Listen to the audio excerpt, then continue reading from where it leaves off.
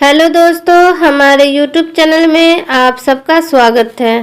दोस्तों, आज की इस वीडियो में आपको बताएंगे दोस्तों, क्या पति और पत्नी को एक साथ बैठकर भोजन करना चाहिए? क्या मनुष्य को दूसरों का जूठा भोजन ग्रहण करना चाहिए?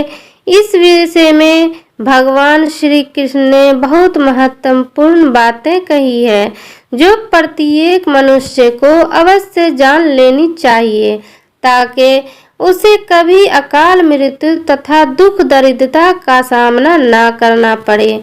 दोस्तों, इस संसार के प्रत्येक प्राणी को अन्न की आवश्यकता होती है। अन्न से ही उसे ऊर्जा प्राप्त होती है। हर पशु के लिए अलग अलग प्रकार के अन्न की आवश्यकता होती है। पशु भी अन्न ग्रहण करते हैं, समय ईश्वर के नियमों का पालन करते हैं। इसी प्रकार से मनुष्य के लिए भी भोजन के कई महत्वपूर्ण नियम बनाए गए हैं। यदि इन नियमों का पालन किया जाए तो मनुष्य को ईश्वर की कृपा प्राप्त होती है। हमारे शास्त्रों में भोजन करने की दिशा, भोजन के प्रकार, भोजन करने का सही समय, इन विषय में महत्वपूर्ण नियम बताए गए हैं। दोस्तों, भगवान श्री कृष्ण ने भगवत गीता में मनुष्य को भोजन करने संबंधी बहुत ही महत्वपूर्ण उपदेश दिया है। यह उपदेश मनुष्य की उन्नति करने वाला,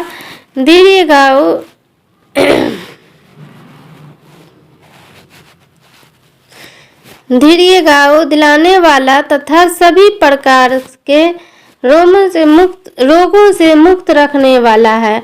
जिस शरीर को भगवान ने प्रदान किया है, उन्होंने ही इस शरीर को शुद्ध और स्वस्थ रखने के उपाय भी बताए हैं, जो मनुष्य भगवान श्री कृष्ण द्वारा बताए गए इन नियमों का पालन करता है।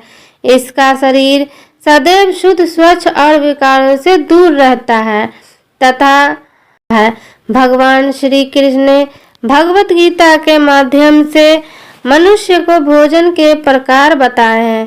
किस प्रकार के भोजन से मनुष्य की प्रयतित क्रोध और राक्षसी बनती है, और किस प्रकार का भोजन करने से मनुष्य सदाचारी, विनम्र और दूसरे के मन पर विजय प्राप्त करने वाला बन जाता है। मनुष्य जिस प्रकार का भोजन करता है, उसी प्रकार का शरीर और विचार भी प्राप्त होते हैं। इसलिए धन की देवी माँ लक्ष्मी की प्राप्ति के लिए भी मनुष्य को उचित भोजन सामग्री का ही चुनाव करना चाहिए। मनुष्य चाहे गरीब हो या धनवान हो, वो चाहे राजा महल में रहता हो या वन में, उसे अपने शरीर की तृप्ति के लिए भोजन अवश्य ही करना चाहिए। और माँ लक्ष्मी की कृपा से घर में सुख समृद्धि आती है। इसके साथ ही घर के सभी सदस्यों का स्वास्थ्य भी ठीक रहता है। इसलिए हमें वास्तुशास्त्र में बताए गए इन महत्वपूर्ण बातों पर ध्यान अवश्य देना चाहिए।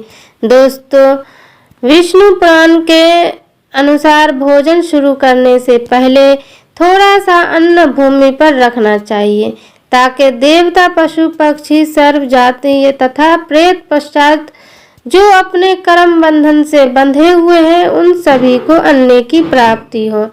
यदि भोजन करते समय कोई अतिथि आ जाए तो उसका स्वागत करें और फिर उसे श्रद्धा पूर्वक भोजन कराकर विदा करें, क्योंकि जिसके घर से अतिथि निराश होकर लौट जाता है, उसे वह अपने पाप देकर अशुभ कर्मों को ले जाता है। श्री कृष्ण कहते हैं, मनुष्य को पिता के घर में रहने वाली विवाहित कन्या, दुखिया और गर्भधारण की हुई स्त्री तथा वृद्ध भोजन कराने के बाद भी भोजन करना चाहिए। इन सभी को भोजन कराए बिना जो स्वयं भोजन ग्रहण करता है, उसका भोजन पाप में बन जाता है। ऐसा व्यक्ति नरक में ही जाता है, जो स्नान किए बिना ही भोजन करता है।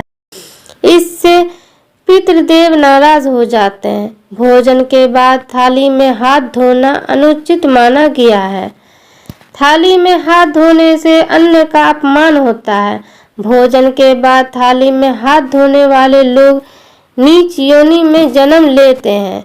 सबसे महत्वपूर्ण बात ध्यान रहे कि व्यक्ति को बिस्तर पर बैठकर कतई भोजन नहीं करना चाहिए। ऐसा करने से व्यक्ति कई प्रकार के रोगों से ग्रस्त हो सकता है। भोजन के बल जमीन पर आसन बिछाकर उस पर बैठकर ही करना चाहिए। भोजन करते समय दिशाओं का ध्यान रखना बहुत ही आवश्यक होता है। यदि गलत दिशा में बैठकर अथवा गलत दिशा में मुख करके भोजन करने से व्यक्ति को उसके अनिष्टकारक परिणाम प्राप्त होते हैं। भगवान श्री कृष्ण कहते हैं, जिस भोजन के ऊपर से कोई पैर रखकर चला गया तो अथवा कोई व्यक्ति भोजन को लांघ कर गया हो तो ऐसे भोजन को कभी खाना नहीं चाहिए। ऐसा भोजन अशुद्ध हो जाता है। ऐसे भोजन को पशु पक्षी को खिला देना चाहिए। दूसरों के द्वारा लांघा गया भोजन खाने से मनुष्य की आयु कम हो जाती है और उसके शरीर में भिन्न भिन्न प्रकार के रोग उत्पन्न होते हैं। गुरु पुराण के अनुसार यदि भोजन के बाल निकल आता है तो ऐसा भोजन त्याग हो जाता है। यदि अन्न में बाल निकलता है तो उसे ईश्वर को कभी प्रसाद के रूप में नहीं चढ़ाना चाहिए और न ही स्वयं खाना चाहिए। ऐसा भोजन प्रेतों को प्राप्त हो जाता है। श्री कृष्ण कहते हैं, मनुष्य को दूसरों के लिए परोसा हुआ भोजन भी नहीं खाना चाहिए।